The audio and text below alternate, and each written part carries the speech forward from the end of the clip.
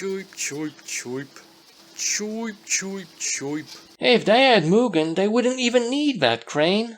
Now let's review something a little bit strange. A brilliant stealth game, published by Daedalic Entertainment, a company best known for point-and-click adventure games. But fortunately for us, they managed to make it relatively easy to get past the guard. We're in Edo period Japan, and peace has been restored. But someone going by the name Kage-sama is conspiring to cut that peace short. And it's up to your ragtag band to employ the art of stealth, to root out the traitorous supporters and eventually Kage-sama themselves, on behalf of the Shogun. Mugen the honorable samurai, Hayato the 4-pay ninja, Yuki the young thief, whose talents extend to killing people for some reason, Aiko, practiced in the art of disguise, and lastly Takuma, sharpshooting soldier, /inventor, /tanuki trainer. And all of them have different speeds and skills, etc. For instance, Takuma can't swim, can't pick up bodies to hide them, and makes quite a bit of noise when he walks. But he has a sniper rifle and the aforementioned Tanuki pal. While Mugen is strong and can carry 2 bodies at the same time, as well as distract guards with the allure of sake. But he's covered in armor, so still no swimming. And the other 3 characters can swim and also have their own ways of being unique and useful to the team. Their own weaknesses too, and thus a lot of times teamwork is required. Sometimes even coordinated teamwork, through the use of the shadow mode. Set up your plan and choose how every member involved have to play their part. And when you're ready, press go. Ninja. It's quite satisfying to use this mode, but it doesn't offer multiple step planning. So you can't say plan an entire level assault in one go. Nowhere near that. But at least it's not complex and it makes it easy to understand. You'll be scampering about, launching tag team death in no time. You'll usually use this mode when absolutely necessary, and also when an obvious and fun opportunity presents itself. But at times you'll ignore it when a single character will do. Don't worry, each level usually requires some teamwork, and while some areas don't necessarily require it, they are made easier through its use. So you won't constantly gallivant with the same character.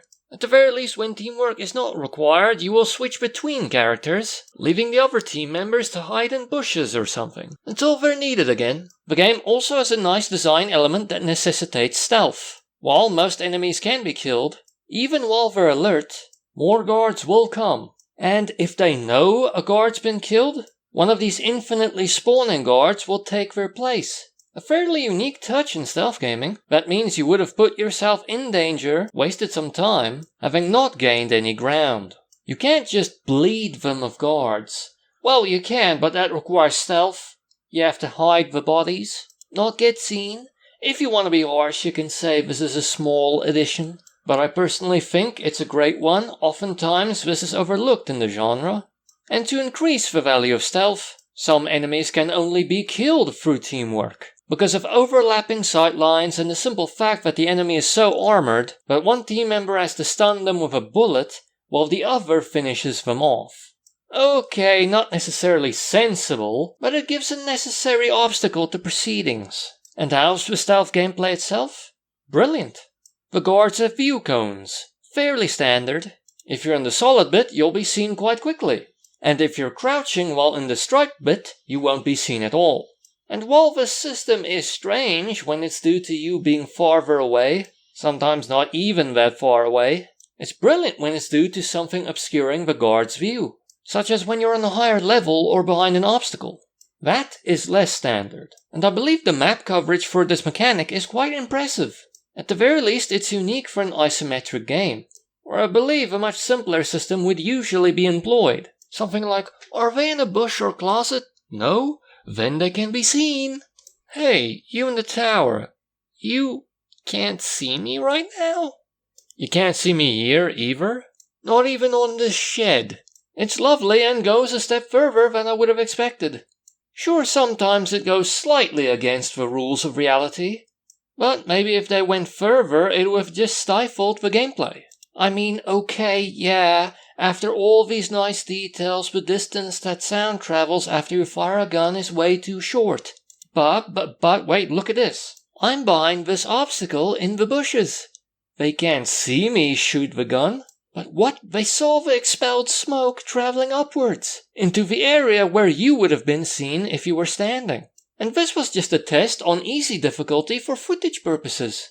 On normal difficulty, that would have resulted in an alert. That is hardcore. And this ultimately makes the case that the mechanics are brilliant in spite of the times they took liberties for the sake of gameplay. Using a fancy maneuver to avoid detection is quite thrilling, and finding ways of penetrating their ever-improving defenses can at times feel like puzzle gameplay, because they generate similar levels of brain heat. Several levels have multiple ways you can go about completing them, leaving room for improvisation, but as defenses tighten later in the game, it can feel as though the answers to the problems are pretty specific. Kind of like solving a puzzle, scraping away layers of defenses until you get a clear shot at the target. Your first playthrough of a level will probably be like that. Slow and methodical instead of fast and surgical. But each level has medals you can earn during play, and they always include one for a speedrun, which are very satisfying to earn. But a lot of the other medals can at times feel like busy work, requiring yet another playthrough. For instance, you probably won't complete medal objectives while you're on a speedrun. Or at the very least you won't try and get the speedrun medal while going for the one you earn after completing a level on hardcore mode, unless you want to make everything as difficult as possible. Eventually I got bored of the medals, and just started completing the levels as best I could. But I am kind of surprised at how long pursuing them kept me entertained. In all fairness, they are fun initially. Maybe it would have been better if there were fewer medals, and having a speed run be the principal focus. Because figuring out how to do these levels at speed is by far and away the most fun. First playthrough, you figure out the level. Second playthrough, you're a proper ninja. The campaign has some variety too. Sometimes the objective is to kill people, other times to simply make it through a place, steal things or eavesdrop on conversations. But in all fairness, most missions will involve some killing, because that's the best way to soften defenses and make the objectives easier. Adding to the variety, you don't select your team. They're predetermined for the level, so you won't necessarily have access to your go-to. And some levels have unique mechanics that only get used on 2, maybe 3 campaign levels, such as nighttime missions and footprint-bearing snow. And for quality, they put that much effort into something that was only used during a fraction of the game. Although I suppose it's not that extreme when you consider the length of the campaign. These mechanics exist in maybe a fifth or a quarter of the game. But still, once again, that's pretty hardcore. And visually it is great. Really detailed with a nice isometric view. Well, maybe not truly isometric, you can fully rotate the screen, but I've always included this type. The game has natural areas, towns, castles, and you get to see all 360 degrees of their splendor. And the levels do look varied. At most, sometimes the architecture can look a bit similar, but hey, I'm guessing this is period accurate. The buildings look how they're supposed to look. Visually stimulating and sometimes filled to the brim with life. Unless of course you had something to say about that. And sometimes the levels are quite big too. Story-wise, the game does have some enduring elements, but it also has moments of lower quality, such as Hayato and Aiko's squabbling mid-game. And, mild spoiler alert, the twist of the game is fairly predictable. I believe a lot of you will see it a mile away. But some of the story works quite well. Mugen's compassionate leader thing, Takuma's eccentric inventor thing, Yuki's eagerness alongside her dark past, her now learning and growing up by doing the Shogun's bloody business. You do come to care about the team members, and the emotional climax works because of this. That and some quality voice acting, especially when you compare how they sound before the climax. Stick the knee, stab the neck. One strike. And after. Yes, here.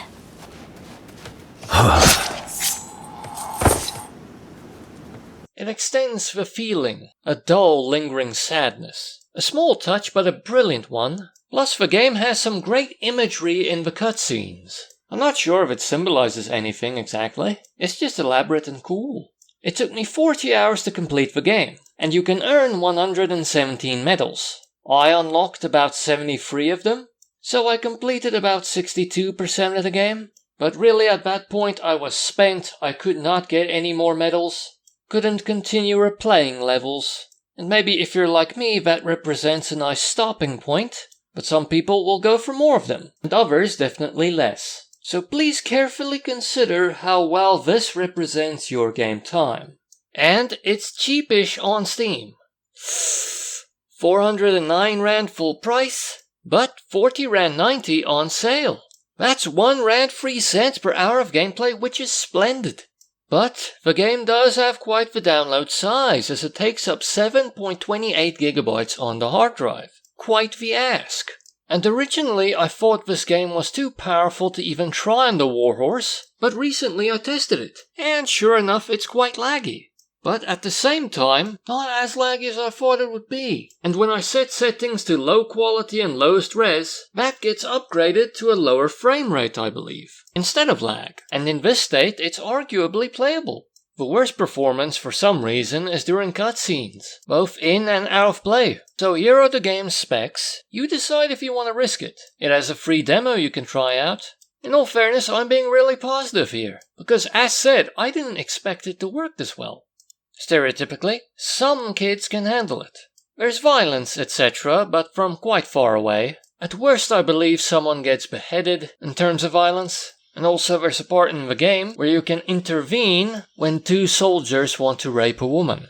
But I believe that is mainly relayed through talking. The game has great stealth gameplay, smooth and fast. It has a lot of mechanics, very easy to understand and execute at speed, and coordination can lead to moments that are very cool and satisfying. And finding holes in their defenses can often feel like a brisk puzzle challenge. There's variety in the campaign as well as the characters you play as. They have different abilities and skills. Great visuals depicting a variety of beautiful settings from a pleasing isometric viewpoint. It's really detailed. And all in all, the story is good. You will come to care about the characters. And that leads to a very effective emotional climax. Great subtle voice acting elevates it as well. The cutscenes have great elaborate imagery. But it also has lackluster or at the very least standard elements as well, such as the predictable twist. On the maybe side, sometimes the gameplay can be slow and methodical, especially when the defenses are intense. This leads to fewer opportunities for improvisation. As mentioned, it gets a bit more like a puzzle, and sometimes it can even feel a bit sloggy, scraping away those layers of defenses.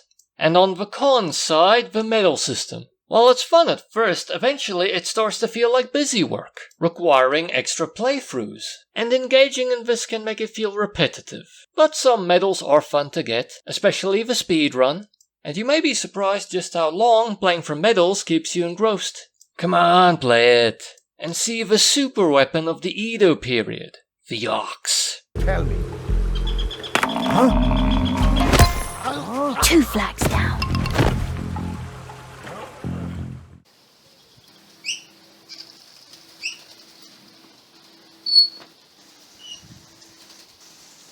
Choip, choip, choip. Choip, choip, choip.